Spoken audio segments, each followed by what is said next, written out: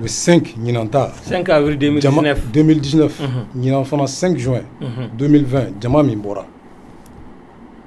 ni ye ɲɛma ye ni ye masa ye diɲɛ yɔrɔ yɔrɔ ko masaya fini bɛɛ b'i la a dafalen don a b'i interpellé bon ni e bɔra o la f'i ka fɛn de fɔ mɔgɔw k'a dɔn k'a fɔ ja a bɛ yen hali bi a m'o fɛn fɔ ka bɔ o la an nana se CICB la je crois dɔgɔkun kelen tɛmɛnen kɔfɛ o la ou bien tile fila de don n'u ni ɲɔgɔn cɛ tile fila an nana CICB la tarata don juin kalo a y'i ɲɛsin fɛn goniman fila de ma l'école karamɔgɔw ka problème a ko il a ordonné c'est-à-dire que a ko k'a ka kɛ quoi a ka kɛ u bɛ min nɔfɛ u ka laɲini premier ministre k'a waleya tout simplement o ye filijuguba de ye cɛ in a bɛ politique la a ka ca ni san 30 ye mais ne ma d'a la k'a ye ni ɲɔgɔn fili kɛ o san 30 in kɔnɔ tellement que kuma in bɛ se ka faamu ni mais d'abord munna ne ko n ko fili don e ye président ye président de la république éducation o ye jamana nerf dɔ ye jamana jamanadenw bɛ kun kan o ye jamana yɛrɛ ni dɔ ye quoi kalan dɔnniya adamaden farikolo de nka kunkolo in de dɔnniya min b'a la dɛ o de b'i ye o de bɛ nafa b'o de la aw ni école karamɔgɔw bɛ ɲɔgɔn na ko min nɔfɛ ka ɲinan san bɛɛ kɛ o la gouvernement ka ligne de défense tun ye jumɛn ye ko financièrement a tɛ se ka supporter de c'est-à-dire que se yɛrɛ de tɛ jamana ye ka se k'a lawaleya n tɛ ban tɛ anw tun bɛ maaw la maa minnu tun bɛ ɲini ka sɔn o kuma ma hali n'a ka sɔrɔ a kɛcogo ma ɲɛ u fɛ parce que quand même fɛn in filɛ nin ye loi de don sariya de don donc sariya dun ye sariya de ye n'a a taara ka ban a b'i la boli a kan ka laboli de an tor'o la fo ka san ban an denw an'an kalanmɛw u ye san bɛɛ kɛ bɔlɔn fɛ o kuma la u ma se ka ɲɛ jama dɔ bɔra dɔrɔn n b'a fɔ fasodenw kelen k'a ye sisan ka wuli k'u ka dusuma kasa yira k'a ye k'a fɔ ko tɛ se ka to tan tile fila dɔrɔn o kɔfɛ walima dɔgɔkun kelen dɔrɔn o kɔfɛ o kalo kelen kɔnɔ e bɔra ni i ka kumakan kelen dɔrɔn k'a ka kɛ bon n'an ko k'an b'o analyser an bɛ se ka livre bɔ o la d'abord o b'a yira k'a fɔ Ibrahim Boubacar yɛrɛ Keita ka personnalité vice caman b'a la munna n b'a ye k'a fɔ président don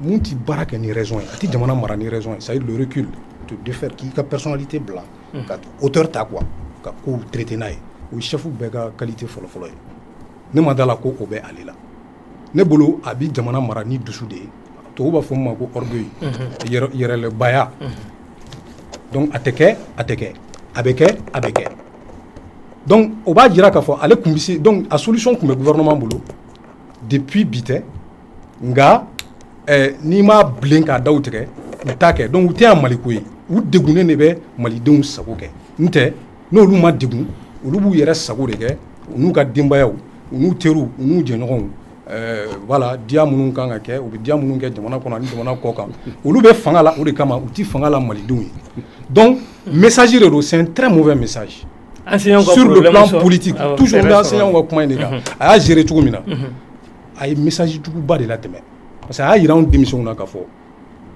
aw tɛ se k'aw da k'aw jigi da anw kan aw ye jamana di anw minnu ma parce que an tɛna kɛ aw ye n'aw m'a bilen k'a dan tigɛ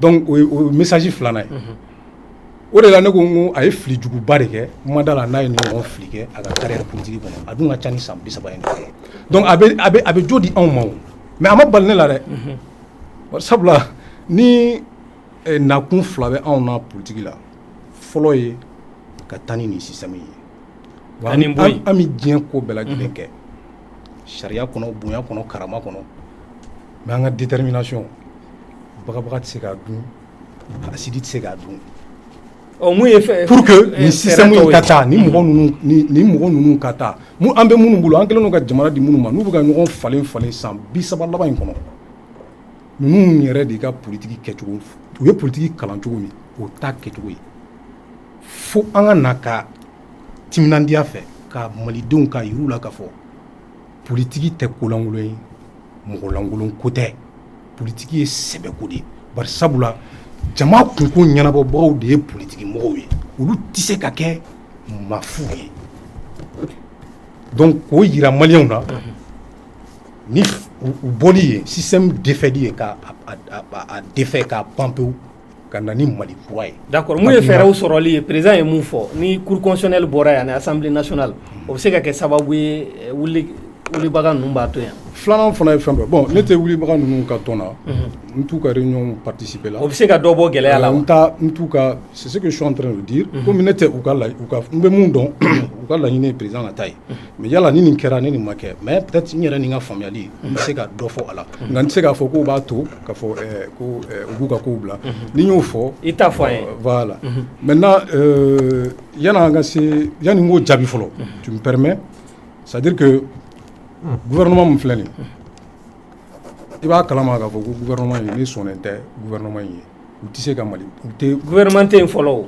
bon gouvernement tɛ yen o ye sisan bon premier ministre a ka démission rendu après il a été reconduit maintenant a bɛna gouvernement sigi mais yanni an ka se o ma gouvernement min filɛ nin ye u n'u ka chef président Ibrahim Boubacar Keïta Mali marali jamana yɛrɛ Mali tɛ dɛ adamadenw marali dɔn tɛ ninnu na tuguni. Parce que crise yɛrɛ ma faamu u ma problème faamu n'i y'aw bɛ kuma la constitutionnelle on est républicain an ye nin ye an ye nin ye u ma fosi faamu crise ye crise de légitimité de bon u kan ka sociologues ni anthropologues de gɛrɛ u yɛrɛ la il faut qu'ils aient de la hauteur ni ministre ninnu ye passeport ministre de. Oh mais mun ye gouvernement d'union nationale mun tɛ faso baarakɛlaw ye. Oui. Donc n bɛ mun fɔ. Vous allez répondre oui. n bɛ mun fɔ ayi. Oui. Anti mɔgɔ nini n'an bɔra nin kɔnɔ sisan n'an bɔra nin débat kɔnɔ an tɛ fosi ni dɔgɔw ni kɔrɔw tɛ nka Maliko la a y'a to an ka tiɲɛ dɔ fɔ malidenw. D'accord mun ye gouvernement d'union nationale ko ye bon bɛ se ka kɛ fɛɛrɛ ye bi an ka kuma fɛɛrɛ. Gouvernement d'union nationale tɛ fɛɛrɛ ye. Gouvernement d'union nationale tɛ fɛɛrɛ ye nous on va rester cohérent dans notre ligne an bɛ to an ka ligne kɔnɔ gouvernement d'union nationale bɛna former ni mɔgɔ minnu ye a bɛɛ ye dɔ de taara dɔ nana o tɛ tiɲɛ n ko système renversé de solution ye.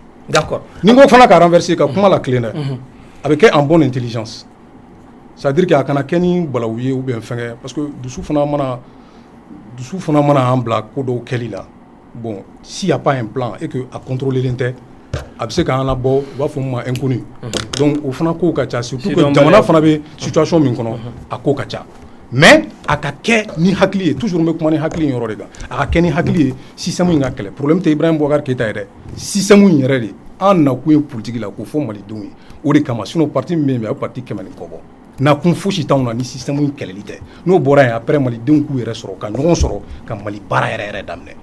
D'accord o la an bɛ taa ministre Koniba Sidibe fan fɛ fɛɛrɛ minnu fɔra président fɛ aw yɛrɛ hakilina ye mun ye fɛɛrɛ ninnu na. Bien a tɛ se ka dɔ bɔ gɛlɛya la bi Mali kɔnɔ wa. Yanni da ka sa kuma enseignant ko gɛlɛya banna pewu a ko k'o ka waleya. N y'a faamuya a gɛlɛya ma ban dɛ. Ko aw ka na ko gouvernement d'union nationale bɛna sigi ni mun bɛ fɛ ka don a la bɛɛ ka fara ɲɔgɔn kan ka baara. I tɛ nin m'a fɔ i ye k'olu bɛ kɔfɛ ka na a m'o fɔ sisan donc a gɛlɛya ma ban dɛ donc n bɛna kuma dama dama jaabi yanni ka i ka ɲininkali jaabi a fɔlɔ ye mun ye a fɔra sisan ko article 39 ko difficulté d'interprétation tun b'a la mais pour moi ça c'est de l'irresponsabilité monsieur le ministre b'a dɔn ne b'a dɔn sariyaw bɛ taa cogo min ni négociation sugu kɛra bɛn bɛ k'a kan ministre bɛ a lajɛ est-ce que jamana bɛ s'a kɔrɔ jamana sɔrɔ min ye san 10 nata in kɔnɔ k'a bɛɛ labɛn o tuma sariya bɛ sɔrɔ ka taa o bɛ daminɛ depuis ministère min bɛ sariya labɛn ka taa se gouvernement na ka bɔ ka na assemblée la olu bɛ se k'a fɔ k'o bɛɛ kɛra ka ban mɔgɔ si hakili m'a ye k'a fɔ jamana tɛ s'a kɔrɔ o ye fɔlɔ ye ko a bɛna fɔ bi ko mɔgɔw ma faamuya an ma ɲɔgɔn faamuya filanan o fɔ don ye bi président sina k'a ban ten pewu jamana sera a kɔrɔ du jour au lendemain jamana tun tɛ s'a kɔrɔ pendant des mois mais tile kelen dɔrɔn jamana sera a kɔrɔ dɔgɔ ye min fɔ o de ye problème ye aw kana to mɔgɔw ka ko gan aw ko ka dama tɛmɛ aw ka sɔrɔ k'a kɛ a ye ko dɔw k'a kɛ kuma la président tɛ se k'i sigi fiyewu k'a fɔ ale yɛrɛ ye sariya min sinjɛ n'a bolo ye k'a tɛ se k'a appliquer walahi jamana sérieux fɛn o fɛn bɛ diɲɛ kɔnɔ n'a kɛra président bɛ démissionner don bɛɛ m'a fɔ ni kɛlɛkan ye m'a fɔ ni foyi ye o ye kow taabolo ye bari a ye kalikan de kɛ a ye fanga ta don min ko fɛn min ye mali sariya ye ali ibrahim boubacar keita de y'a garan ye sariya bɛ boli maliden bɛɛ kan ka daminɛ ale la ka na gouvernement ka taa maliden bɛɛ kelen kelen na solution sɔrɔla tile kelen nka halisa solution ma sɔrɔ la dɛ parce que i tiɲɛ ko sisan k'olu bɛ kɔfɛ ka na o ye fɔlɔ ye filanan Etienne ka kuma la Koita ka kuma la kuma kelen bɔra a la ayiwa o bɛ se ka kuma koloma ye mɔgɔw ɲɛna ko IBK ko an ka sigi ka kuma ko sigi ka fɔ ye damu ye o tɛ nkalon ye o mais sigi ka fɔ ye damu ye i ni mɔgɔ mɛna sigi ni kumakan b'a la ni kumakan t'a tigi la o sigi ka fɔ yɛrɛ lagosi de o ɲɔgɔn lagosi de kumakan tɛ IBK la jamana gɛlɛya fɛn o fɛn mais n da se dama dama dɔrɔn ma a fɔlɔ ye grève ko ninnu ye grève fɛn o fɛn nana u ye accord signé ni syndicat ye k'a fɔ an b'a a banna tɛmɛna o bɛ ka kɛ cogo bɛɛ m'o ye enseignant ta tɛ nin ya magistrat ta tɛ kɔfɛ ya mun kɛra o la n ko papier signéra ka na date yɛrɛ di k'a bɛ appliquer nin date in na mun kɛra o la olu fana bɛ wuli dɔn la dɛ wa syndicat tɔ caman bɛ yen o kɔrɔ k'a fɔ kumakan tɛ gouvernement na kumakan tɛ IBK la filanan monsieur le ministre ko sisan ko an tɛ se ka bɔ ni gɛlɛya in kɔnɔ Etienne fana y'a fɔ ko ni an ma voté sariya yɛlɛma o ye tiɲɛ de ye o tiɲɛ de don mais IBK ye o promesse ta siɲɛ joli 2018 député tun kan ka sigi u ye député voté bɔ a ma ka bila mois de mai 2019 la ko o bɛna sariya voté sariya yɛlɛma a yɛlɛmana u nana se mai 2019 ma u tilala ka san kelen wɛrɛ fara député kun ko yan'o cɛ u bɛ voté sariya yɛlɛma a yɛlɛmana donc kumakan tɛ IBK la o tɛ bi ko ye tugun dɛ maliden bɛɛ b'o kalama sa mɔgɔw ko kan kelentigi a kɛra kan camantigi nɛn kɛmɛ de b'a da a si tɛ si kan fɔ aw ban kun de kɛra ye ka taa mais mɔgɔ bɛ taa kuma ni mɔgɔ kumakan tɛ mɔgɔ min na ale ɲɛna ko a bɛ mɔgɔ tromper en permanence k'a bɛ se ka syndicat tromper k'a bɛ se ka mais a ye fɛɛrɛ mun di jamana gɛlɛya fɛɛrɛ ni kumakan tɛ mɔgɔ na mɔgɔ b'o ka fɛɛrɛ lamɛn yan n ko fɛɛrɛ ye kumakan de ye an bɛ na nin kɛ an bɛ na n ko ye kumakan de ye ni kumakan tɛ mɔgɔ b'o ka fɛɛrɛ la o de y'a to n bɛ ka min fɔ sisan o de jaabi ye o i ye n faamuya kumakan de t'a la o ye fɔlɔ ye filanan ni ni mɔgɔ bɛ sigi ka fɔ kɛ k'a ka kɛ damu ye janfa kana bɔ a kɔnɔ IBK bɛ ka fɛn o fɛn kɛ a bɛ janfa de la don o don an ma kumaw mɛn yan sisan bɛɛ ko sisan ko manasa de don manasa kelen de nin bɛ kɛ yan a kelen de nin bɛ kɛ o ka dɔ fɔ janfa in na koyi aw ni mɔgɔ bɛ jɛ ka baara kolon kɛ aw mako bɛ dilan e bɛ taa sagona assemblée tari yɛrɛ sɔrɔ o kɛra e sago ye e bɛ tila k'i sigi o ka ministre bɛ n'u sigi ko manasa de don k'a donna k'a bɔ kana don da dɛ très bien peut-être n bɛ ka muso n'aw ma bien comme cour constitutionnelle ci ko kuma fɔra a n'a fɛnw i b'a sɔrɔ Etienne de y'a fɔbaga o tuma réforme a fɔra ko réforme Etienne ko k'ale de y'a fɔ o kuma banna monsieur le ministre i bɛ yafa ma o la donc o ye manasa janfatɔ ye k'an ka assemblée ci i bɛ ka na député ma jɛ ka namara in de kɛ u ye namara in kɛ yɔrɔ bɛɛ min kɛra Joyila mara la mɔgɔ da tɛ se ka don a kuma nɔ mɔgɔ dusu kasi kojugu fɛ carré dama min b'o Joyila sini ka na manifeste ala dɔrɔn de b'a dɔn donc député fana janfatɔ don k'u bila dépense baw la ka tila ka na k'an ye assemblée ci i ye n faamuya i mana solution fɛn o fɛn ta a si tɛ solution parce que tant que IBK bɛ yen élection wɛrɛ bɛ kɛ sini assemblée kelen de bɛ na e cɛ ne ye ɲininkali dɔ kɛ ɲininkali ɲuman don an ye débat k'a la o député sigi na mɔgɔw ko dɔw ko an na k'an tɛ taa dɔw ko an bɛ taa ne ko an ka taa min kɛra président sigi la n'a ye IBK sɔn hakili la ni mɔgɔ hakili ma a t'a ɲɔgɔn kɛ 2018 ta in na o kɛra an tagakun de Etienne encore une fois on a cru en l'homme donc on sait que le système man dɔw tagara o base kan k'a fɔ e ni ne jɛra ka a chauffeli min kɛ président sigi kɔfɛ n k'a ye faamuya sɔrɔ n k'a tɛna o ɲɔgɔn wɛrɛ kɛ tun an tagara o base kan mais n'i ye ne ka déclaration mɛn a waati la yan'an ka taa n y'a bɛɛ de fɔ koyi n ko wa n'a y'a kɛ président sigi ɲɔgɔn n k'a b'an sɔrɔ a ɲɛ ye dɛ n y'a fɔ yanni élection ka kɛ je suis sûr qu'il y'a kalan donc o kɔrɔ tɛ k'an taara ten parce que député a fablé de Bambela, on va faire député Wadibi là. Non, on a fait confiance encore une fois. Il a dit qu'il peut assurer la sécurité. Au Sarakakea. Et Soumaïla Menena Ola, en man au Kumafo, je crois que monsieur le ministre continue au Fabaga cette fois-ci, quand même au Kedjakokuni. Vous voulez instrumentaliser. Mais il y a beaucoup de fois d'années à ce moment-là. Monsieur le ministre, Jakokunte, Wallahi Jakokunte, Doutiki, Portugin Yamoba do de Meneno, Doutiki do de Meneno, Mandé do de Meneno, donc Kanadjako, ma fokola, Arrête, Soumaïla Somoromana, maybe comme ministre de il faut télé là, tiens là, avec elle. J'ai dit que le président de la République, le gouvernement, tout le monde a souci de la libération de Soumaïla. Avec Bolo Minka, Mamoun Bolo, Beba Doni Minena, Otajou fait. Donc faisons attention. À Forako, président Makoumaka, on ne communique pas trop sur ces sujets tant qu'on n'a pas de faits tangibles. Quand il a eu des faits tangibles, il en a parlé. Oui, mais maintenant, il dit, nous faut que parce que président Makoumaka, président Maniketa, non. À la minute près. Vraiment,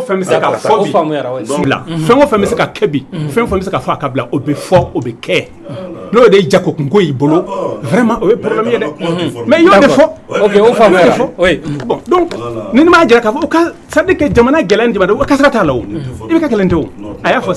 c'est très grave. C'est très grave. Je continue. Ensuite, au dialogue Jabi.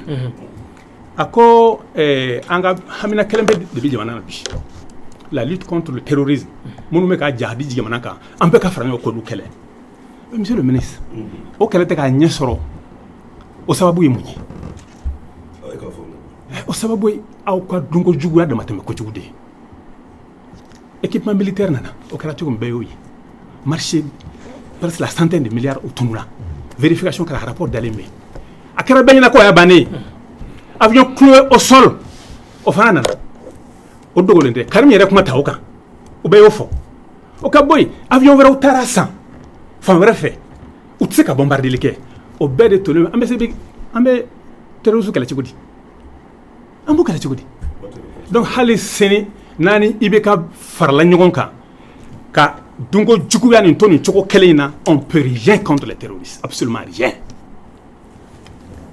et si ça électoral nous faisons Congo yala on est bloqué anga beminga anga ke au donné do toute la classe politique s'est mise d'accord sur des réformes majeures depuis au moins 7-8 ans yani be karakana fanga la quoi ka fin forme ka o réforme de aya fa ma fodi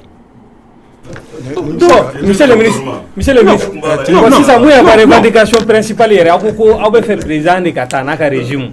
Oh, on veut faire à Kata Tougo di ça au faille. Un tombé gouvernement mais je ne suis pas le président. Donc il y a 2 ans et demi sur le mandat de 5 ans. C'est à 7 mois avant la fin du mandat que tu as quitté et c'est à 7 mois que tu es devenu. Monsieur le ministre, il y a un mensonge là-dedans qui fait 2 ans au complet. Il y a mis Oh, d'accord. Je suis entré en janvier 2016 et j'ai quitté en décembre 2017. D'accord. À 2 ans, Madafa. Ok, donc ça va les claquer voilà. Il y a mis au Kachanetaï. Ok. Bon, on a devenu pas oui. Voilà, comme on veut faire présent à famille. Neko, on a comment argument au cas. Comme aller avec quelqu'un au koi.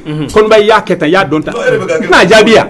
Jabio. Ya jabi maintenant on veut faire présent à Tougo Dibi mouvement du 5 rassemblement de forces patriotiques. Here de kono.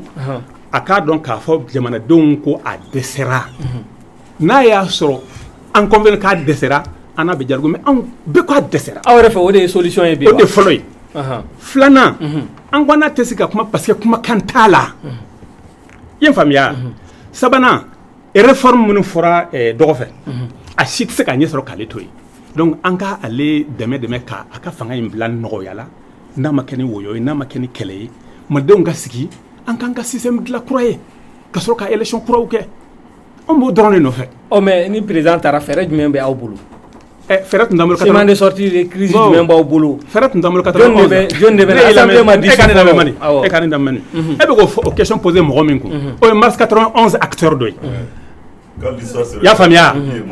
Bien. Donc, Malidon ben a fora en 91. Malidon ben fora ni fana non. Si gafo de bena ke. Si gafo de ba ke foka ban. Donc mana kuma be na fo mo kalale ne te jamana kono nolu te. Ina fo kodona te jamana kono nolu te. Kodona kacha jamana kono. Doni kala kacha jamana kono.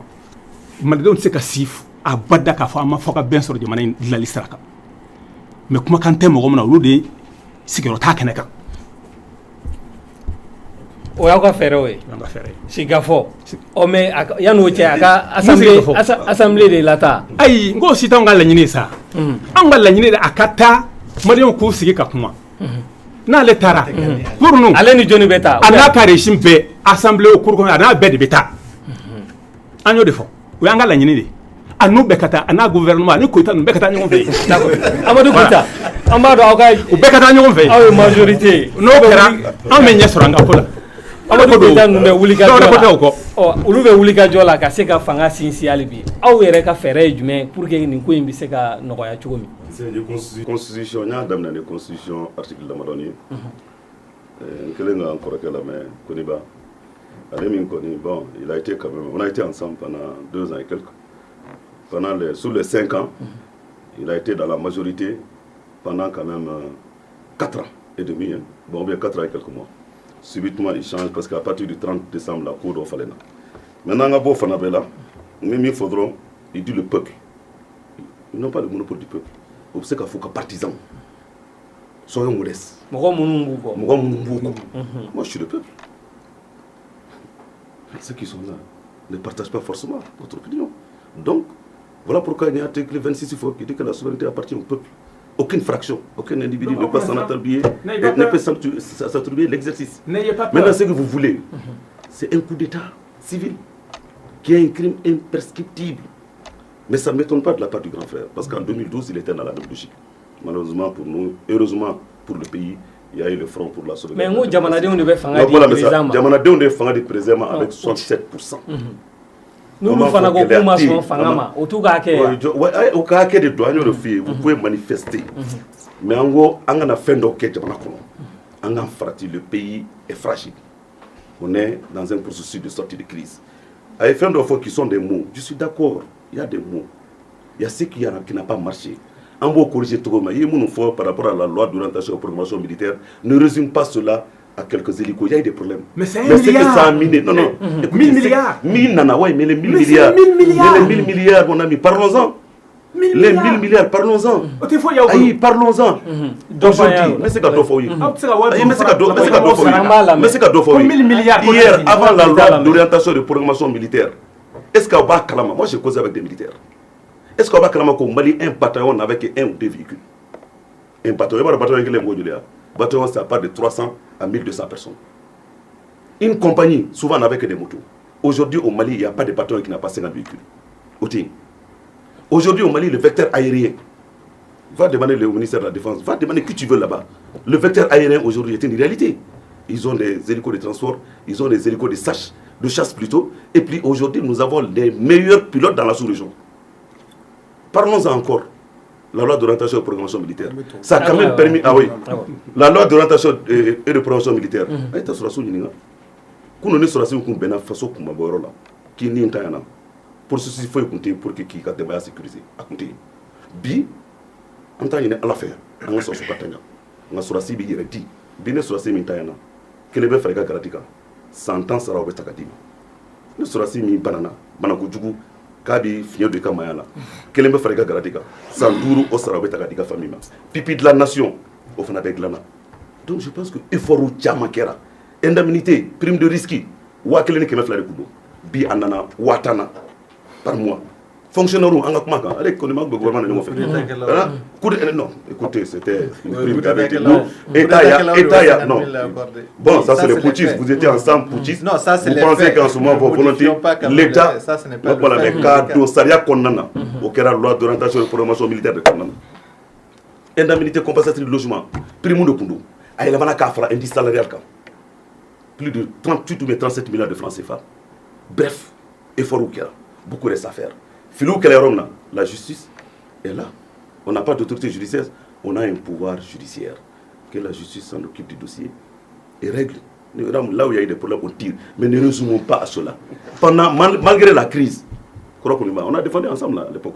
Malgré la crise, on a augmenté les salaires des Maliens à 21%. Malgré la crise, SMIC Mimbeno, qui était de 28 000 francs, on a ramené à 40 000 francs. Malgré la crise, nous on a fait une résidence tout à l'heure. 2 fois 2 avec la. Malgré la crise, Joël a Konglana. Malgré la crise, Kolodjeba Oumar Mariko Kasra Glana. Malgré la crise, Kaï déjà fait. Malgré la crise, Yanfouila Tangaba. Non, Yanfouila Frontière Guinéenne, au Sraglana. Malgré la crise, avec combien d'avenants? Combien d'avenants par mois? Malgré la crise, malgré la crise, Améram Nabi. Il n'y a aucune preuve. Les preuves bibolo n'a pas la boca. C'est très bien. Vous savez, ni nana, ce qui ne marche pas, il y a certains qui veulent briller par la contestation. Nous voulons briller par l'édification et la construction. On ne dit pas que tout est rose. Non, il faut qu'on dise la vérité. Il faut savoir on était ensemble, hein. On était ensemble, on a défendu ensemble. Je dis, on a défendu ensemble.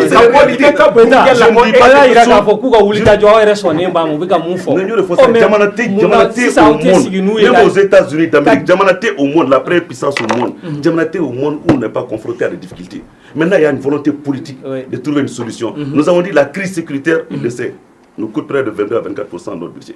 Malgré tout, aujourd'hui, nous avons accordé 15% de subventions à l'agriculture. C'est ça qui fait que lors de la saison et le prix du coton 2019, le prix du coton, en parlons-en. Parlons-en, le prix du coton, non. Vous êtes quand même un économiste pour ça. Bien sûr. Vous êtes un expert comptable. Bien sûr. Vous êtes un homme d'État pour ça. Avec la Covid-19, le marché international, ça se passe comment? On ne transforme pas. C'est vous qui avez dit tout ça. Écoute quand même,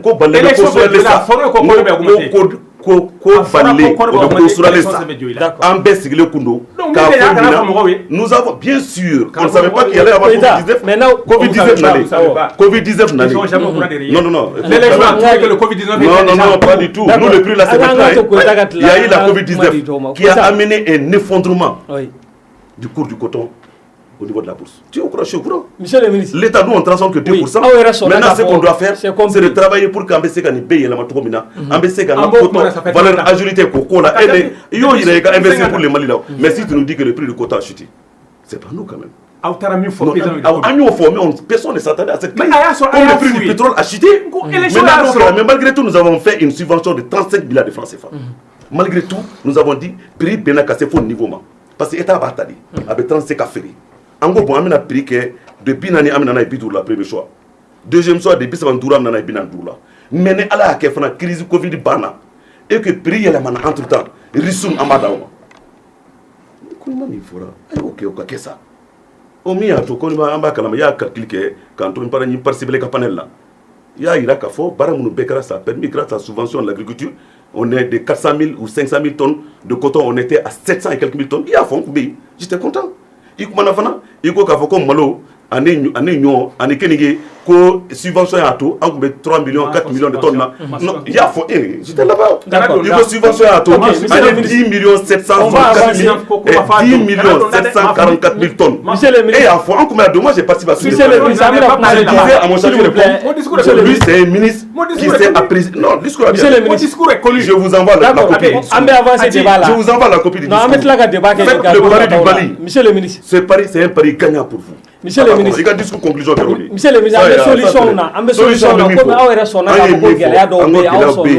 anya président ni tout comme ça pour ka on ni solution la solution abai anyi nous fait kuka na ngamba ay awulla ka suma wa non an ko ante tasa ay wul ko tante EPM tara kata kumu fe non an ta boala bon ne euro fo ba damne na ngo jabana convergence musigira convergence bi na lettrici convergence en mieux qu'à soutenir. Moi, je suis président du parti. Bien. Je suis dans EPM. Il y a une délégation de EPM qui allait rencontrer le mouvement M5, Rassemblement des forces patriotiques. Non,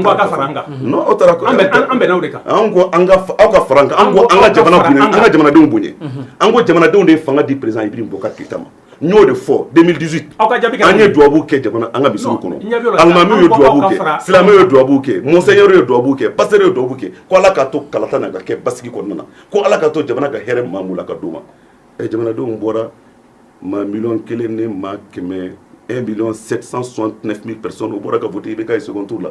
C'est combien? Votant normal. Non, il y a eu 34%. Il y a eu 34%. D'accord. Ou bien, donc, au début, tu as Kalfa. Il faut qu'on ait Jamana Kalfa. Sandourou, au début, Kalfa Limbima. À Sandourou, qu'on a, n'a pas mis Mbimbi. On va attaquer pour gérer la société en 2023. Il faut aller vous soumettre au verdict du peuple malien. D'accord. Mais c'est la source de Kadawi. Non, je crois que M. Sibi, il y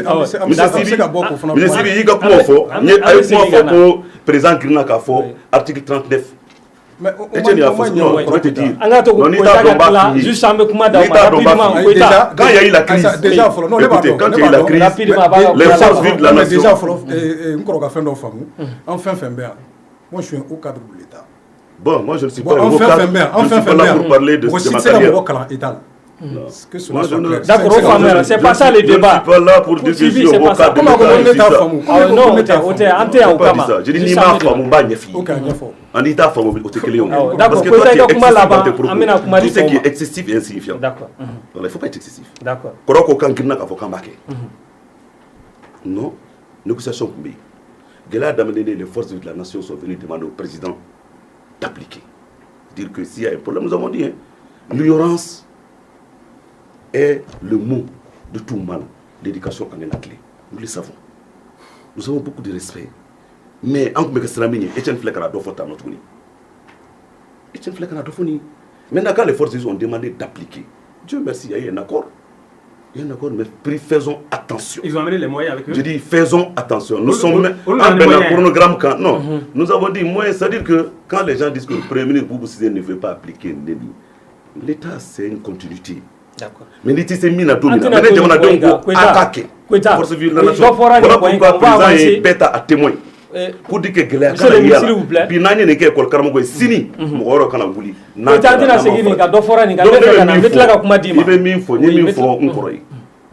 Fanga, à la débat. À la taco, pour le débat. Abe ka profiter mina. Ka obe bo ko 2091 il a répété. 2012 il a répété. Nya photo au Canada. Vous savez to obe délégué faut que celui qui attise les flammes de la haine ne doit jamais être surpris de voir sa case consumée par le feu de la vengeance. Et que quand l'histoire se répète, la copie est toujours moins réussite que l'original. Nous sommes des hommes d'État, des hommes politiques, nous ne devons pas être des politiciens. La rue là, à Bébé Boulot. Mais en grand frati, le fragile équilibre que nous avons, faisons excessivement attention. Et au Mali, ici, en tant que républicains, démocrates, vous avez dit que vous êtes des patriotes. Oui, nous sommes aussi des patriotes sincères et des démocrates convaincus. En tant que patriotes, en tant que républicains, res publica, en tant que démocrate, démos kratos, le pouvoir du peuple par le peuple et pour le peuple, vous ne pouvez pas vouloir remettre en cause l'ordre constitutionnel et nous ramener dans une situation. D'accord. Voilà. Donc, en mes solutions Mambolo, quand on a l'IPI, nous avons toujours été les mêmes. Il y a des moments où on se met ensemble, il y a des moments où on n'est pas ensemble. Mais ce que nous avons de sacré, ça c'est le Mali. D'accord. Et pour ce Mali, aucun sacrifice n'est, ne sera de trop pour les patriotes sincères et les démocrates convaincus et des républicains à la hauteur. Ok, Etienne, ayame ko CEDEAO mogo yɛrɛ nan bɛ Mali la k'u bɛna na rencontre dɔw kɛ ni jɛkulu ninnu ye ani minnu bɛ président yɛrɛ nɔfɛ ka fara société civile mɔgɔw kan. E hakilina ye mun ye parce que mɔgɔw bɛ siran mun ye 2012 mun ɲɔgɔnna kɛra ni président taara tan an kana n'an yɛrɛ sɔrɔ o kɔnɔ aw ye ɲininikɛla aw bɛ se ka mun f'an ye est ce que fɛɛrɛ bɛ se ka kɛ ou bien tacogo tɛ 2012 ni Timbo yani ka kɛ ɲininikɛla ye n ye jamanaden de ye fɔlɔ o jamanadenya de kama Koita ninnu an y'u gɛn 2018 et 2012 mɔgɔ minnu ye coup d'état soutenu ne tun bɛ o mɔgɔw la je comprends maintenant donc bi n ye min ye o kɔnɔ o de b'a to n bɛ se ka recul sɔrɔ k'a fɔ an bɛ laɲini min kɛ an kɛtɔ ka jamana ɲɛmɔgɔw gɛn a bɛ se ka kɛ an tɛ o laɲiniw sɔrɔ parce que an dɔrɔn t'a kɛ an tɛ se k'a kɛ ni an yɛrɛ ka laɲiniw dɔrɔn ye an ni minnu bɛ ɲɔgɔn fɛ ni fanga binna rapport de force de bɛ kɛ o rapport de force de b'a déterminer fanga bɛ na gérer cogo jumɛn 2012 fanga binni min kɛra a ma bin nin kama dɛ a ma bin nin kama a binna ka yuruguyurugu kɛlɛ a binna denmisɛnninw ka baara sɔrɔ a binna lakana ka sabati a binna jamana ka yɛrɛma hɔrɔnya ka di a ma a binna walasa maliyɛnw bɛ se ka u disi gosi ni maliyɛnya ye 2012 tu falsifies l'histoire donc bi fɛn min kɛra o kɔfɛ fɛn min kɛra o kɔfɛ an ye o ye donc o de kama bi ni ne ɲɛ bɛ o ko kelen in na ka jamana sɛgɛrɛ a ka kan ka hakili dɔ di ma mais n b'a fɔ n kɔrɔw ɲɛna ko ni ba ni Koyita ɲɛna jamana bɛ da min kan u bɛ ka nin min kɛ tan nin de bɛ na jamana firi parce que Koyita i tɛ se ka nin résultat ɲumanba ninnu e yɛrɛ bolo ka olu fɔ o wagati kelen jamanadenw 100 sara la 70 bɛ yen baara tɛ olu bolo jamanadenw 100 sara la 12 bɛ yen minnu tɛ dumuni sɔrɔ siɲɛ 3 tile kɔnɔ ka dun jamana kɔnɔ o wagati kelen ani blanche an bɛ ka o de magɛn o wagati kelen an ka sɔrɔdasiw bɛ ka bin don o don cogo min ka d'u ye jihadistes fɛ donc an tɛ se k'an to an yɛrɛ ma k'a fɔ ko nin fitinɛ in bɛ ka jamana magɛn k'i bɛ nin résultat ninnu de bɔ ka olu yanga jamanadenw ɲɛkɔrɔ ka sɔrɔ sɛgɛn min dun bɛ u kan bɛɛ bɛ ka a sɛgɛn ye donc ne bolo an ka yɔrɔ ma jan o la k'a fɔ konibaw fana ye u bɛ ka min fɔ wulibali de don gɛlɛya minnu bɛ ka fɔ gɛlɛya wulibaliw de don mais u bɛ ka solution min fɔ yala o de y'a solution ye wa ni o y'a solution ye 2012 an ye o kɛ a ye mun de di an ka o fana lajɛ kɛ mais a kɛcogow tɛ kelen ye kɛcogo bɛɛ kelen a bɛɛ de jamanadenw de militaire ye olu de wulila non mutinerie de kɛra ne tɛ militaire ye ko à la suite d'une mutinerie le président a démissionné n y'a f'i ye ko n ye coup d'état in n y'a soutenu ni tɛna fɔ ko n y'a kɛ il est très préparé. préparé. Ils ont préparé le terrain comme ça. Il y a un militaire. Mais 2012, nous avons fait un coup d'état. Nous avons fait un coup d'état. Nous avons fait un coup d'état. Tu es courageux. Ko ka mɔgɔ ninnu soutenu ko parce que jamana bɛ dingɛ min kɔnɔ k'a kun tɛ se ka to a kɔnɔ ne kun bɛ o mɔgɔw la o kɛra a ma mɛn o donc n tɛ se k'a fɔ n bɛ n disi gosi n'a ye bi parce que n ye laɲini minnu kɛ o ma sabati mais a bilala forme kɔnɔ ka d'a kan ATT tilala ka démissionner forme o bɛɛ ye politicien ka baara o bɛɛ ye politique baara ye coup d'état kɛra fanga na k'a bɔ yen ne tɛ coup d'état ko kuma ni fɛn ko kuma na n ye min fɔ dɔrɔn fanga kɔni yɛlɛmana a wagati i y'a fɔ a démissionnaire o i y'a fɔ a gɛnna o i y'a fɔ a kɛra tan fanga kɔni yɛlɛmana président min bɛ yen o taara ka bɔ yen fanga kuraw nana mais a kɛra laɲini min kama o ma sabati o de kama n bɛ k'a fɔ minnu bɛ ka marché bi n'o y'a sɔrɔ u ka laɲiniw ni tiɲɛw don sikasi tɛ a la sikasi tɛ min fana na o ye solution min bɛ a la o tɛ président gɛnni ye parce que Sibi ye fɛn dɔ fɔ k'a fɔ système de don ka système kɛlɛ o tɛ kɛ ni bese ye o tɛ kɛ ni marifa ye o tɛ kɛ hali ni tɔgɔma ye o bɛ kɛ ni réforme de an ye élection ko gɛlɛyaw fɔ sisan a bɛ régler cogo jumɛn réforme du système électoral an ye yuruguyurugu kɛlɛli fɔ a bɛ régler cogo jumɛn ni réforme ye ka gouvernance la clé a bɛ régler cogo jumɛn réforme bɛ se ka kɛ cogo di ka constitution bayɛlɛma o fana ye réforme de ye jamana mako bɛ min na bi olu bɛɛ bɛ kɛ cogo jumɛn ni jamanadenw ma sɔn ka sigi ka kuma mais minnu bɛ yen sisan olu e fɛ a réforme bɛ se ka kɛ yan yanni président ka mandat ka ban wa o de kama n bɛ mɔgɔw hakili lajigin kuma bɛɛ hali n'i taara réseaux sociaux kan u b'a fɔ ko den ni cɛ o de kama n b'a fɔ kuma bɛɛ k'a fɔ dialogue national inclusif min kɛra o ye siraw de di an ma sira min halisa ni mɔgɔ ma sɔrɔ min b'a fɔ ko aw ye fɛɛrɛ minnu tigɛ nin ye école ko ta fanfɛla na kalan denmisɛnw ka baara ko ta fanfɛ gouvernance taabolo fanfɛla na k'a fɔ ko nin fɛɛrɛ ninnu tɛ se ka jamana bɔ nin dingɛ in kɔnɔ u bɛ min fɔ ni o ye tiɲɛ o ye k'a fɔ aw y'a ta nin y'a kalo 6 ye mais halisa an ɲɛ b'a la k'a fɔ ko président tɛ ka bɔ a nɔ na réforme ninnu tɛ se ka kɛ donc o de kama n ko pour que u ka bɔ u yɛrɛ la ka fɛn dɔw kɛ ko f'a ka bilen ka da u tɛgɛ an ka bilen ka da u tɛgɛ walasa nin réforme in olu ka kɛ mais n'a y'a bilen ka da u tɛgɛ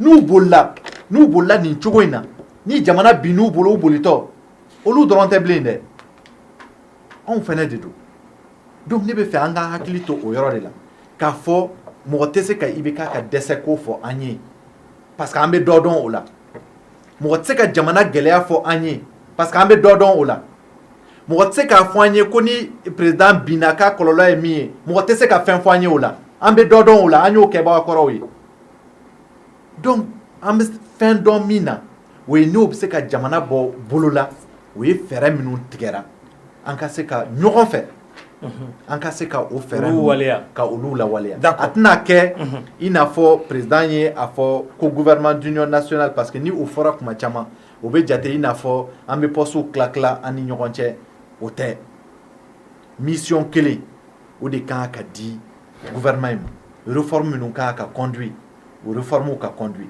mission kelen de kan ka di constituante min bɛna sigi assemblée in nɔ na parce que n y'a fɔ assemblée in tɛna se ka to yen constituante min bɛna sigi o bɛna kɛ ne ka hakilina la dɛ n ka ɲininiw kɔnɔ o bɛna se ka kɛ minnu ye o ye député minnu bɛ assemblée kɔnɔ sisan n'a ma ɲɛ k'a fɔ u taara ka ban u bɛ to constituante in kɔnɔ i b'a ye k'a fɔ député minnu ni u ka victoire bɔsir'u la olu localité ninnu dɔnnen don u dogolen tɛ mɔgɔ minnu don u dɔnnen don olu bɛ fara a kan région constituante kan ka kɛ région de ka mɔgɔw ye région kɔnɔ an b'a lajɛ ka dɔ b'o la parti politique kɔnɔ dɔ bɛ bɔ o la minnu yɛrɛ bɛ marché la bi dɔ bɛ bɔ o la majorité dɔ bɛ bɔ o la u bɛ fara ɲɔgɔn kan ni hamina ko ye jamana ko ye ni an hamina ye gɛlɛya minnu b'an da la k'olu bɔ an da la hakili la ni an farala ɲɔgɔn kan k'an fanga di ɲɔgɔn ma réforme ninnu bɛna se ka lawaleya ni réforme lawaleya la système bɛ y'an bila dingɛ min kɔnɔ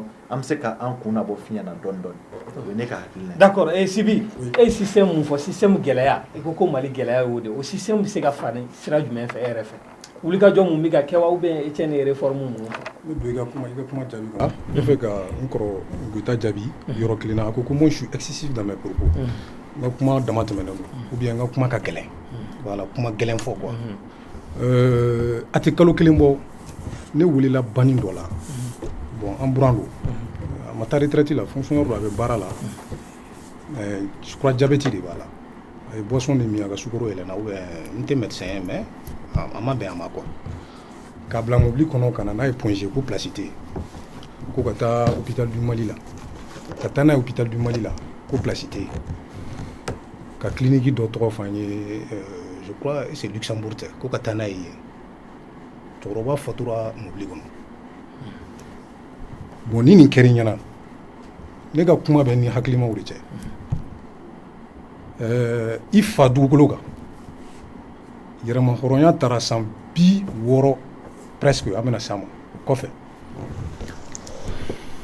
ça fait réfléchir a bɛ mɔgɔ interpeller parce que hakilima ni ko ko kɛra ale bɛ ko ye cogo min na ani tɔw b'a ye cogo min na o man ka kɛ kelen ye o b'a yira de k'a fɔ tout simplement jamana in a ti ka mara ni jamana kɔnɔdenw hinɛ ye a ti ka mara ni jamana kanu ye politique bɛ ka kɛ nasɔngɔ ɲini yɔrɔ de privilège ɲini yɔrɔ ascenseur social bon ni ɲɔgɔn mɔgɔ su bɔra parce que tout simplement a fa dugukolo est fonctionnaire de l'État a ka b'o la a ka kɛ sɛnɛkɛla yɛrɛ a mana kɛ mɔgɔ ye a sara parce que a taara dɔgɔtɔrɔso la a ma se ka li sɔrɔ yen n'o ma ni o nin sɔn hakili la n'o ma mɔgɔ la dimi ni politique mɔgɔ ninnu kɔrɔ c'est que e ka adamadenya fɛn b'a jɛ ce qui est essentiel à lui-même n b'o yɔrɔ datugu ta pour que k'a yira la problème bɛ yɔrɔ min na hali bi ale tɛ k'a faamu mais c'est pas lui en tant que Amadou Koyita a bɛ kɛ ne kɔrɔ de ye dɔrɔn n'an bɔr'o kɔnɔ il faut k'a ko fana faamu kuma kɔnɔ a bɛ position min na a bɛ ka bon c'est normal ministre de don i bɛ ka gouvernement ka fɛn fɔ bon ancien ministre a bɛ majorité présidentielle de an bɛ kuma o de est-ce que tu vois donc kuma ninnu tɛ a tɛ ale kan a tɛ n kɔrɔ Koniba kan mɔgɔ kelen tɛ se ka ko dilan c'est pourquoi nous sommes cohérents nous parlons du système c'est tout un concept o bɛ yɛlɛma cogo min na d'abord Timbo à travers ce que nous avons appelé la transition générationnelle o fana kɔrɔ tɛ n'i y'a fɔ ten yɔrɔnin kelen c'est à dire que ka sira bɔ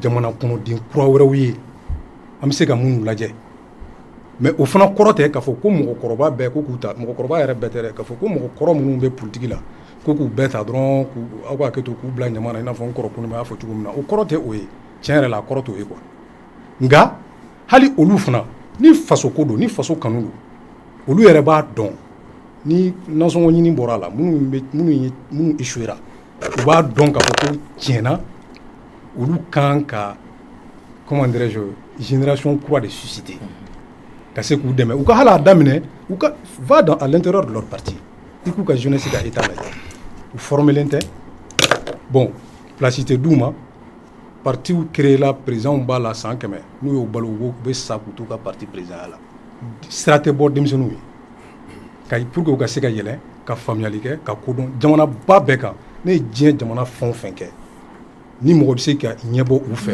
parce que u bɛ se u yɛrɛ kɔrɔ u lafiyalen don diɲɛnatigɛ la u organiselen don i b'a sɔrɔ nin système in b'u bolo n'i ye Faransi ta k'a lajɛ komi o ye misali ye i bɛ Faransi lajɛ u b'a fɔ ko gauche droite bon sisan kow bɛ ka ɲagami dɔɔni mais gauche droite o tɛ dɔwɛrɛ ye o ye fracture idéologique de kuntilennaw maintenant i b'a sɔrɔ gauche la sisan olu fana le système satellite filɛ nin fɛnw bɛ tourner gravite autour i b'a sɔrɔ comme URSS kun formelen don cogo min na fɔlɔ i b'a sɔrɔ parti dɔ filɛ nin PSI sisan Amadu Koyita ka parti PSI yelen kura i b'a sɔrɔ par exemple o filɛ nin sisan i b'a sɔrɔ denmisɛnnin dɔw bɛ yen o bɛ peut-être société civile ou bien mouvement wɛrɛw don minnu fana association don minnu fana cɛsirilen don jamana ko la nka danfara b'u ni politique cɛ nka n'i y'u ka kɛlɛ taabolo jateminɛ ani nin parti in fana ka kuntilenna n'a ka laɲiniw u bɛ ɲɔgɔn sɔrɔ yɔrɔ dɔ la olu bɛ commencer ka passerelles kɛ u ni o jeunes ninnu cɛ ka fɛn mun b'u jɛ bon denmisɛnninya kɔnɔ fɛn caman b'i jɛ hakili sigi basigi façon dɔw bɛ yen ani kow kɛcogo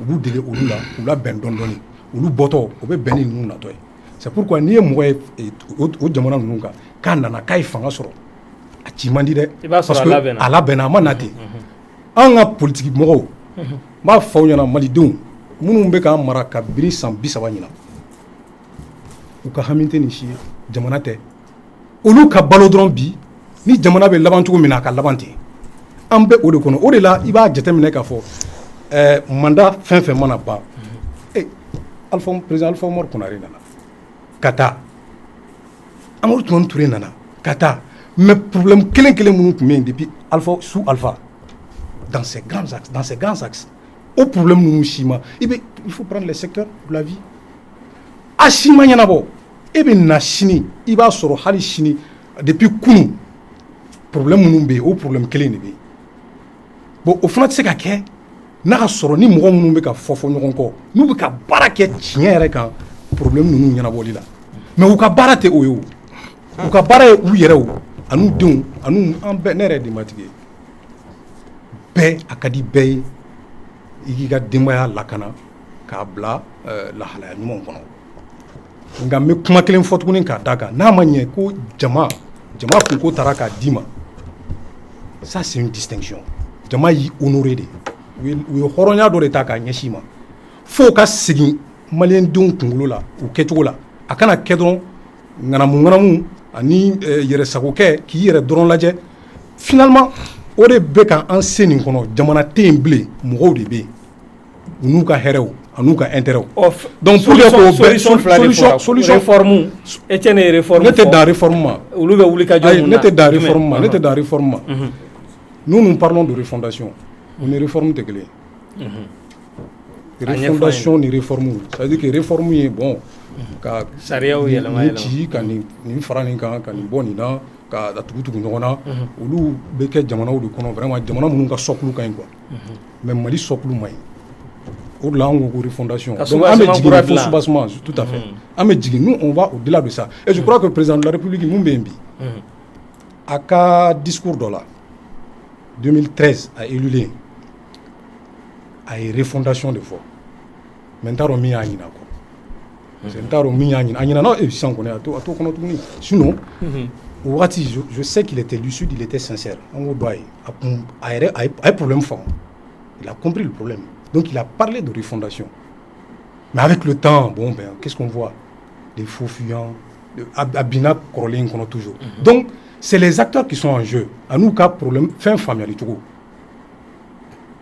C'est pourquoi au classing mɔgɔ ɲumanw b'u la dɛ ni mɔgɔ ɲumanw b'u la pour que an fana ka da u ka mɔgɔ ɲumanya la u ka sɔn ka sira bila denmisɛnninw ye n'u fana y'a dɔn k'a fɔ ko denmisɛnnin minnu fana bɛ se ka jamana in ni mɔgɔ bɛ se ka da u la ka kotu o fana bɛ se ka kɛ o y'u jɔyɔrɔ ye parce que démocratie kɛlɛ danaya da denmisɛnnin caman kan ka mandat kɔnɔ a ti kɛ tan sa a ti kɛ tan a tɛ kɛ tan a ti kɛ tan i b'a dɔn kɔrɔ Kunima ninnu nana cogo min e b'a dɔn kɔrɔ Kunima ninnu nana cogo min na u sera Musa la cogo min na Musa m'u ta ka Alpha ministre de la jeunesse et des sports Kunima yan ni o tɛ o ma ɲɛ o ayi misali dɔ sa misali dɔ n kɔrɔ tɔgɔ b'aw la d'accord n bɛ fɛ k'a fɔ mouvement démocratique ni de loin ni de près d'accord ayi n kɔrɔ i ma ni fɛn o fɛn ye kɛlɛ kɛ olu si tɔgɔ ma ye o la très bien donc misali ka Tamiru Jabate la ka taa Cɛbilen Darame la ka taa Yɔrɔ Jakite la ka taa Muntaka Tall la ka taa a si tɔgɔ ma ye o la d'accord n bɛ fɛ ka min ka faamu dɔrɔn bon c'est que o t'a ɲɛ ye par exemple ka n kɔrɔ Goyita ta ka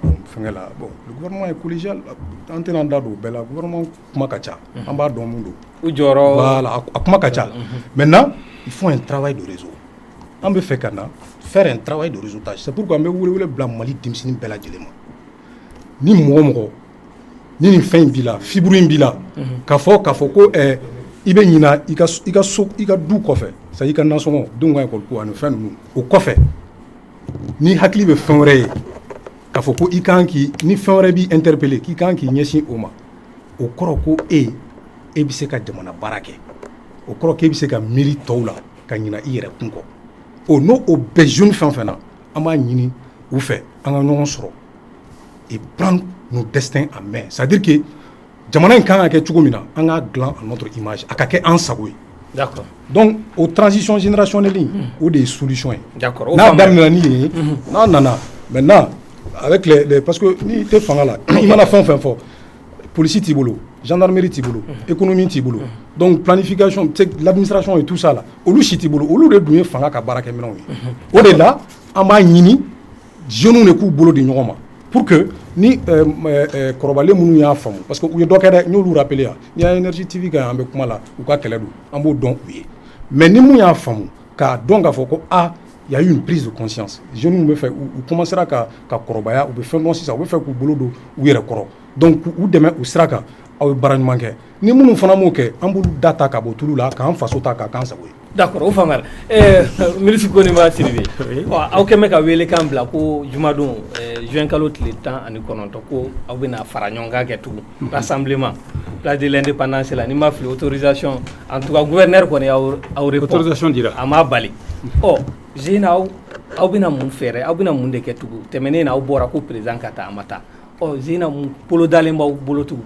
bon i bɛ ka tulo ka gɛlɛ tiɲɛ don a tulo ka gɛlɛ hakɛ t'a la donc a ye min ye o don a tun kan ka démission di donc an bɛna o ɲɔgɔn wɛrɛ kɛ tugun la bɛ taa se siɲɛ 2 siɲɛ 3 ma yɔrɔ min dɔ bɛ o tulo gɛlɛ in na tulo ka gɛlɛ o ye kabako dan ye nka ne yɛrɛ siranna bi émission in na wala n siranna dɛ cogo di parce que n bɛ k'a faamuya k'a fɔ i bɛ ka tulo gɛlɛya a kɛrɛfɛmɔgɔw sen b'a la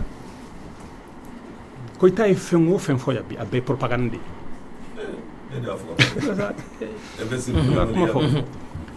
a bɛɛ ye propagande de ye nin kɛra tan nin dɔnna tan siraw jɔra bon minnu bɛ président kɛrɛfɛ n'olu ka kuma kɛra k'a fɔ diɲɛ ko bɛɛ ka ɲi tout est bien dans le meilleur des mondes o tuma a b'a dɔn cogo di k'a fɔ jamanadenw bɛ ka misali la ka ne to gouvernement na dossier dɔ nana ne ye n fɛ taa fɔ président y'a la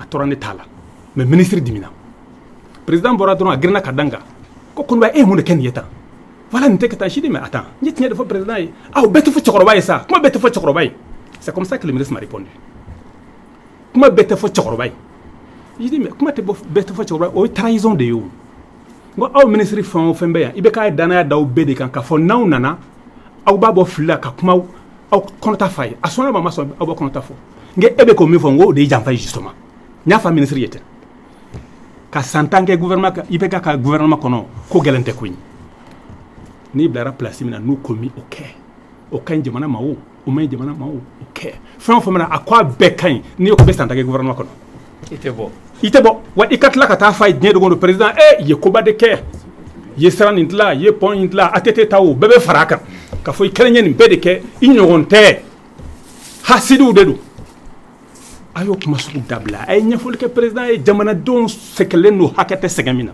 n'a y'a sɔrɔ ko anw bɛ mina ko propagande don jɔn bɛ se ka mɔgɔ miliyɔn labɔ kɛnɛma ko parce que ko ka di u ye ten ayi gɛlɛya de don mɔgɔw t'a dɔn bɛ min kɛ tugun donc n b'a fɛ ka o fɔlɔ fɔ filanan Koita ko toujours ko anw ye putschistes ye a donna ne sɔnna o ma mais ale bɛ min ka gouvernement kɔnɔ bi e yɛrɛ Koita m'a fɔ ko fana ye putschiste de ye i y'o de fɔ à l'époque o. Je suis désolé. Non, tu étais porte-parole. Non, je n'ai jamais dit ça. On a fait le FDR avec le RPM. En RPM et FDR, qu'est-ce qu'on fait? J'étais l'adjoint de Sylvie. Non, je n'ai jamais dit ça. Non, ça je n'ai jamais dit. Ni moi je m'assieds dans la vie. Putschiste, c'est bien. Il y a faux chien. Le RPM était dans le FDR. On va continuer ça. Voilà. RPM est marché, mais il faut. Non, c'est après les 40 jours qu'ils ont quitté. Non, il ne faut pas falsifier l'histoire. Non, il ne faut pas falsifier l'histoire. Bien. Bon, bien qu'il l'ait dit. Hali sini da menyini ga ba fi kuko ibeka e pushisi. Hali sini ta te blender menyini. On n'a jamais dit ça. Au contraire, nous avons dit qu'il a eu la meilleure déclaration. Ensuite, même il faut ka dawo kan. E kamare nga kuma. Sibi. Sibi. Mo ma fo dem zalum defa ngata koyi. Ango da anga baraka ne hakili. Chokroba bessa ko ibina bokula domi ka mo soro ko fe munu mese ka baraka kan. Dem zalum de ko fe mo jamana ngono koyi. De ka jati la de parti ko no. Timbo ya fi c'est ça. Mais premier ministre Diolo Sigira, Demjani Diolbala, au moins ça va. Je crois que vous l'avez Sigira. Gouvernement Fanakono, voilà. Gouvernement Kono B, Assemblée présidentielle d'Irouma, secrétaire régional de la présidence d'Irouma. John devait voter mal là. John devait me la gagner niveau Tekera. C'est pas les jeunes et les femmes. Donc, Aïta, où il y a une gade. On est Koita, nous. Koita Toroboala. Koita n'a jamais dit que c'est une histoire de génération. Auquel on au Sabali, vous êtes au cœur de l'événement. Mimbe Diamana Kunkambi, Etienne Yafo, Gelea ou Bala. Mokoshi Kanyetuaka, Mayene Koita fait. Ala ni krare Jati Kama. Akata Siki Kafo, président et Kafo Tote Malideuna.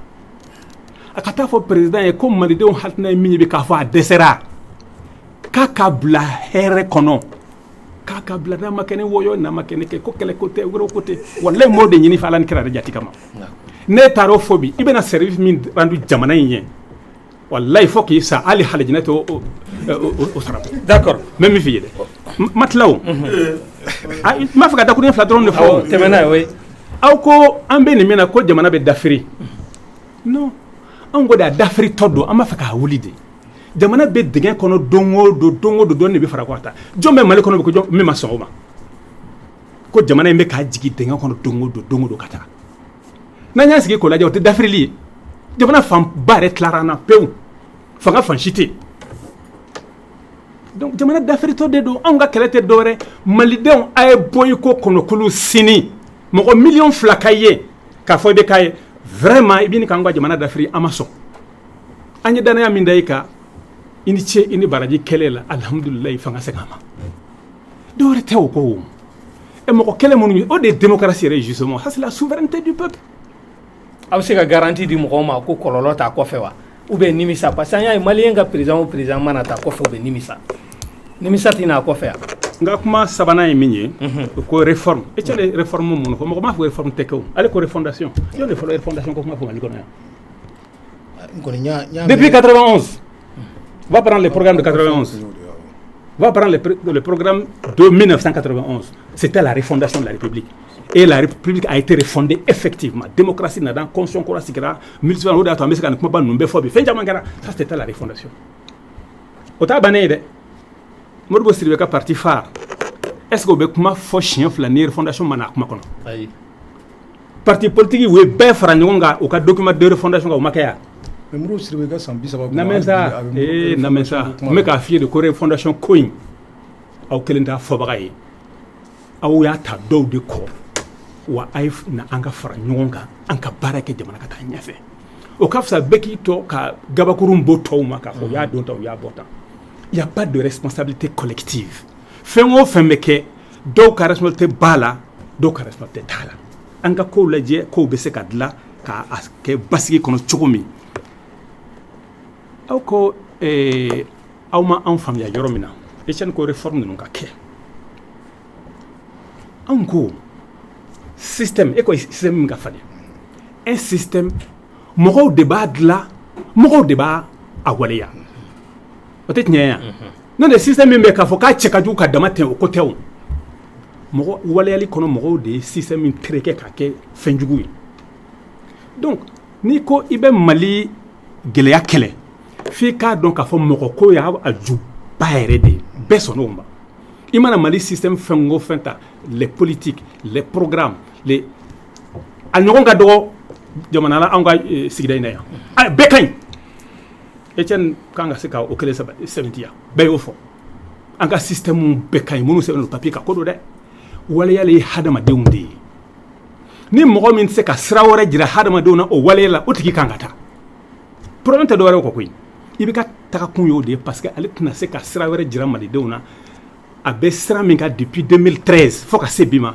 n'o de bɛ ka jamana jigi dingɛ kɔnɔ ka taa o ka taa o ka taa nimisa tɛ na kɔfɛ wa Voilà, an ye mun ye maliyɛnw na an kana sigi ka jamana dafirintɔ lajɛ bɛɛ dusu kasilen don so kɔnɔ bi denw tɛ ka kalan n y'a dɔn kɛnɛya ko a ye dɔ fɔ o la sisan da bɛ yen sunɔgɔ tɛ yen lakana sira kan chef de file de l'opposition o bɛ minɛ ka t'o datugu a bɛ kɛ i n'a fɔ fɛn ɲɛ ma wuli mun jamana ye donc mɔgɔ min bɛ o bɛɛ base la a fɔra ye simplement vraiment walan sɛmɛ quoi mɔgɔ si tɛna i dɔgɔya mɔgɔ si tɛna fɛn wɛrɛ f'i ye mais tiɲɛ la an ka danaya tɛ ka tun i dɛsɛra d'accord yani ka tɛmɛ ministre Oniba juste parce que mɔgɔ jɔrɔna ye mun ye n y'a question posé kun nimisa tɛ na kɔfɛ wa nimisa jumɛn parce que président o président mana taa maliyɛn ko kɔrɔlen ka fisa ni nata ye la n'an y'a continuer ɲuman dɔ na ye don dɔ la o Timbo i mana diɲɛ fɛn o fɛn kun minɛ n'i ma kun bila a bɛ ɲɛ i bolo don dɔ la o a bɛ ɲɛ a bɛ ɲɛ CEDEAO nakun aw yɛrɛ fɛ fɛɛrɛ de bɛna ɲini yan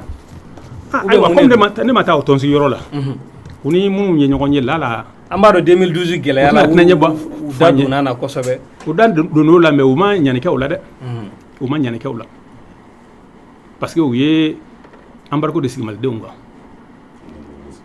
embargo mana sigi malidenw kan aw tɛna u lamɛn je yan aw tɛna u lamɛn yan o bɛ lamɛn kɛ mɔgɔ b'a fɔ k'i tɛ mɔgɔ lamɛn yan embargo mana sigi n'o ye Koyita ninnu ka laɲini ye a tɛna ale sɔrɔ d'accord une minute conclusion juste mais minnu bɛ taa malo san don o don sugu la oui olu ta filɛ ni cɛtigɛ dɛ monsieur le ministre i ka wele kan une minute wele kan oui s'il vous plaît n ka wele kan tɛ dɔwɛrɛ ye n ka wele kan tɛ dɔwɛrɛ ye Mali ko mɔgɔw k'a bila dabarabaya sanfɛ dabarabaya tɛ dɔwɛrɛ ye o kuma ba fɔ ye n y'a dɔn président yɛrɛ fɔra ka tɛmɛ bɛɛ kan tubabu k'a ma ko rhétorique n'a kumana f'i sigilen bɛ kasi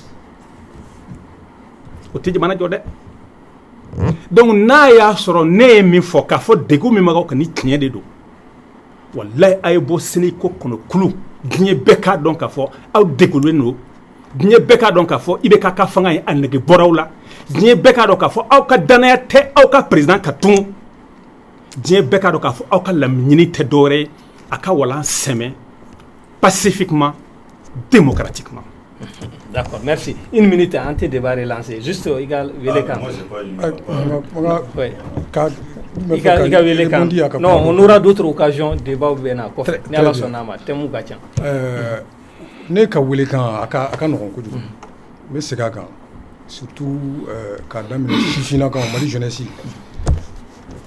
jeunesse de ka ca n'i ye jamana jateminɛ sifinnakaw de ka ca ka tɛmɛ couche bɛɛ kan mais olu de fana quand tu prends la pyramide i b'a sɔrɔ olu de fana ye bolo kɔfɛ fɛn ye ka tɛmɛ bɛɛ kan o ye kojuguba de ye Ibrahim Boubacar Keïta san 70 ni kɔ Soumaïla Cissé a bɛ ka taa o de kan bɛɛ bɛ ka taa o de kan aw jama fanba san 30 san 25 san 15 san 16 o n'a ɲɔgɔnnaw n'a fɔra ko ninnu de bɛ sini miiri aw ye ka tila k'a jɔ fɛrɛ kɛ aw nɔ la n bɛ dan ye o kan ka min kɛ sifinnamɔgɔ bɛɛ lajɛlen hakili la n b'o dɔn o tɛmɛnen kɔfɛ ko min bɛ senna sisan k'a fɔ Ibrahim Boubacar Keïta ka taa a kana taa a jate ka nɔgɔn jama kulu ye kulu hakɛ dɔ ye kulu 3 fo 4 n'an ko sisan les parts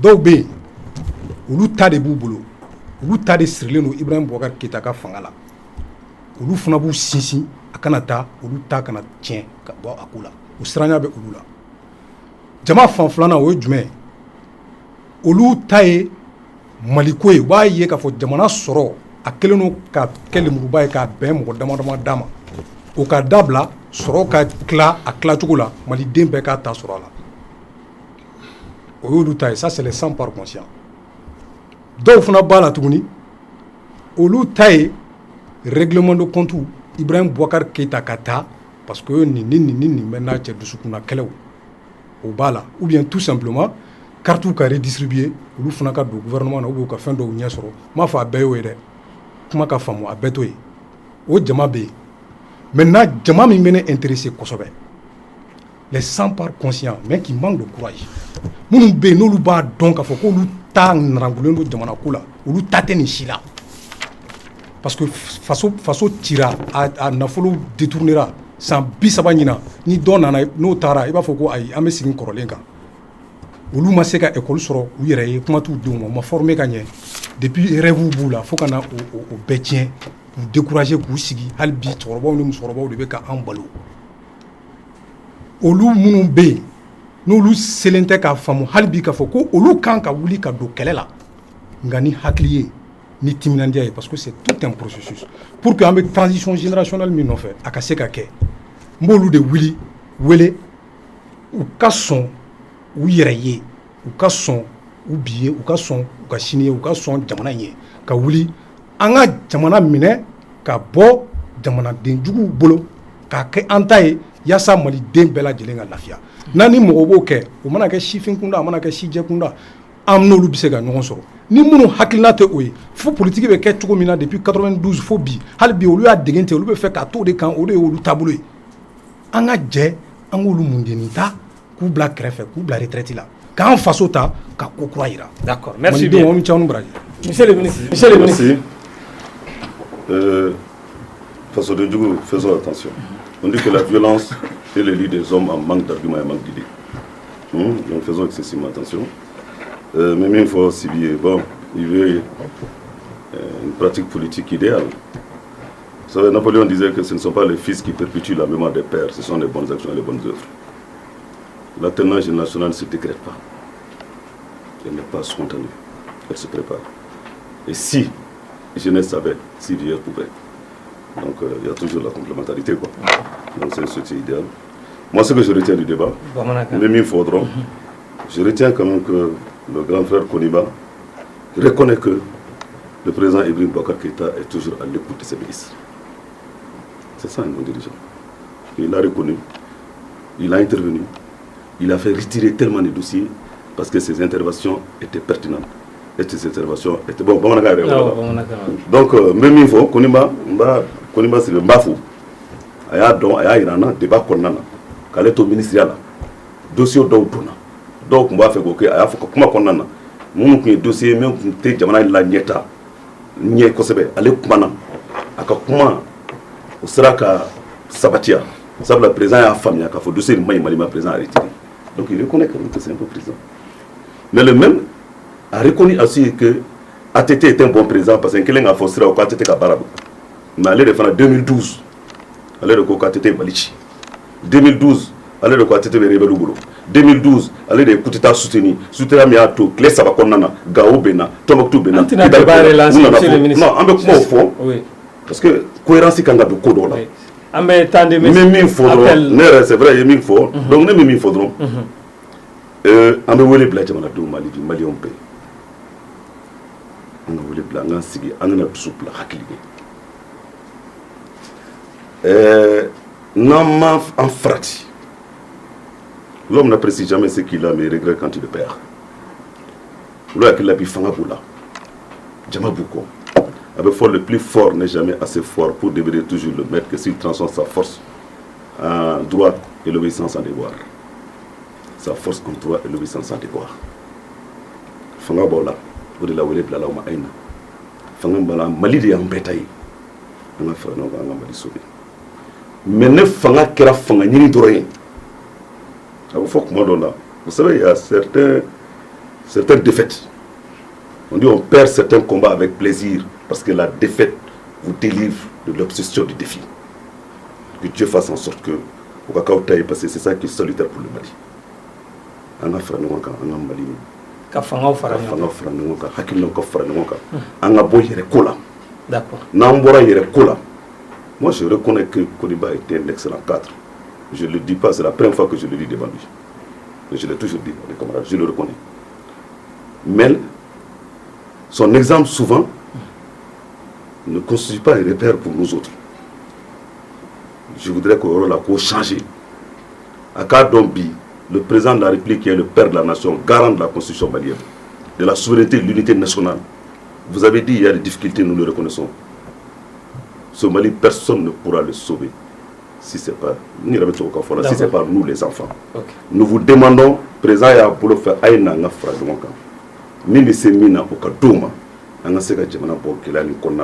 pour qu'un jour, que nos enfants et nos petits-enfants puissent dire que de telle année à telle année, Jamana Blani qu'elle a pas qu'on a enfant non moqué ou serait quand si bien la fois qu'on a Moudou coup d'état qu'elle est Moudou la 108 donc voilà qu'à faire un tac quelqu'un ma qu'à Jiribino ta Moudou ba Moudou Bibi na meta sujuru ke Moudou Kapuruka Moussa Beni Alpha Nale commentaire nous fa Alpha Tali a été Nale ora la bana fango ko ne rebelle be nyonka o baraba mbeke chamana bi ibeka fana be bi kuma cité mi te ka fo mo jongu na ntaro bu ko palais la anta fo palais ka to bu ko wa so ro puti su no kumbe no donc anga donc a fo ko histoire est féminine avant permettez min kera kunu anga leçon tiro là to be dele ka fo qu'un homme sans avenir est plus pauvre qu'un homme sans passé. D'accord. Le passé récent du Mali doivent nous guider à faire excessivement attention. D'accord. Sachant raison garder. Merci. Je vous remercie pour votre débat. Je sais que d'ici demain,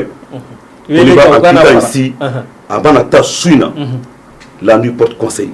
Demain matin à 7h, il va tuer sur les réseaux sociaux qui demandent à tout le monde de renoncer à la marche parce qu'il s'agit du salut de la patrie. Il s'agit aujourd'hui de l'avenir et du devenir du Mali, puisqu'il reconnaît lui-même que Ibeka est un président qui a l'écoute de ses ministres, qui a l'écoute de son peuple. Je suis persuadé que d'ici demain, à 7h, je défie qu'on va le faire. Et il va persuader les autres. Merci bien, appel maintenant. Docteur Etienne Fagaba, Erika Welekan Jumé. Et Neka Welekan Folon, au Bedam, Nkorola. Parce que Ubeka, où il y a des débat qui est Tchogomi. Mali, fan flamme, nous venons ou bébé ou dynamique des camps. Ou te basiki kofo. Ou ambe dingé min kono. Ka bo o kono ou te o kofo. Geleya minumbe ankan. Ou lou ka ban ou te o kofo. Parce que minumbe fangala. Ou lou ye san oulon vlade ke ou be ka nyini ka ambo o dingé kono. Ou desera. Minumbe ka foko ka président gain. Daluya foi ma di amma. Mimba to na foran ko shini na gena. Ka foko o geleya nunu ko kelembe bo ala. Donc au koro ou buka fin fo ou buku sinsin fin ka ni wele kan nunke nunu shite afroy yemi fo oye jamana kuntigi abe ale de dala folo gelaw yemi o donem enseignant ta amse ka fo tabarkala doni bora o la yani wakati che flana amse ka fo assemblée nationale o kan ka diso président de pseka OK cour constitutionnelle manasa naka mogo ou kan ka taka boy président de pseka OK ka leidu ta jamana denye parce que coronavirus kleina ka fo ki tege bo mogoy saraya ko de do parce que fora ngana nyogon tege mi be fin de ke mimba to abe gereila fin minu ka ke wala sa minu be ka toma ani président o ka gere nyogona we wale u dawde do min to ko biama o wale ke folo président dalen fene bala me sugo ina fo nkoro be ka sugo chugomi ko marché be boama o be marché be ke mo million flabena fene be sugo o chugo kelen ka fo shuina be président be na bo ka fo ko ni institution flano no kay dankare u ka barawla no kera mo fien be bo ni u fien bora ame nyogon soro sisan sika fo cadra kon sika fo be ke feminka o système keleli mais doya fo aka kuma kono ko sika fo kono système mini avec akele ate décrété o ate soro livre kono ba fo sibinyana ay livre chaman kala mais aka bo livre kono an bɛ politique kɛnɛ de kan ni o bɛ kɛ réforme ninnu de ka yɔrɔnin ci k'o bari k'o bila a position na ka yɔrɔ wɛrɛ n'o de kɛra yɔrɔ bɛ ɲɛ mais k'a bɛɛ ci daluya t'e bolo fɛɛrɛ t'e bolo moyen t'e bolo ne hakili la k'a fɔ o ye kunfɛ baara de ye ala k'an n'o cɛ amen donc ka wele bila maliyɛnw bɛɛ ma k'a fɔ gɛlɛya min bɛ u da la gɛlɛyaw de don ni an bɛɛ b'a kɔnɔ nka karisa gɛnni ni karisa gɛnbaliya o tɛ a fura ye ka wele bila gouvernement ani président de la république ma k'a fɔ gɛlɛya minnu bɛ an da la olu de nɔ don olu de dɛsɛra k'a furakɛ ni u bɛ se ka jamanadenw bɛɛ fara ɲɔgɔn kan walasa an ka an kuntilennaw an ka haminaw fara ɲɔgɔn kan ka fɛɛrɛ minnu ni an y'olu bɔ ɲɔgɔn fɛ ka olu ladilan ani ka se ka taa ɲɛ ala ka o nɔgɔya amin o bɛ k'an ka bi kumakun laban ye o la sa an b'a fɔ Énergie TV jabarani filɛbagaw ka bɛɛ lajɛlen fo minnu y'an filɛ an ka mɔgɔ welelen fana an b'aw fo kosɛbɛ mouvement du 5 rassemblement des forces patriotiques tɔgɔ la ministre Konimba Sidibe ale kun bi parti MODEC ale y'o président ye olu de kɛn bɛ ka wuli ka jɔ kɛ wagati laban in na ko président n'a ka régime ka walan sɛmɛ ka fara ministre Amadou Koita kan ale bɛ convergence des forces républicaines na olu ko ka président dɛmɛ ka fanga sinsin ka Mali dɛmɛ ani docteur Etienne Fagaba Sissogo ale ye ɲininikɛla ye olu ta ye jateminɛkɛ ye maliyɛn fana don a y'o yira kuma na ka fara Mamadou Lamine Sibi kan ale parti Front Populaire Républicain président ye sifinakaw ka parti kura dɔ don ale ko ka système yɛrɛ bɛɛ de yɛlɛma mɔgɔ ko tɛ ko k'a bɛɛ de yɛlɛma olu kun y'an ka bi mɔgɔ welelen an b'a fɔ ala ka jamana basigi sala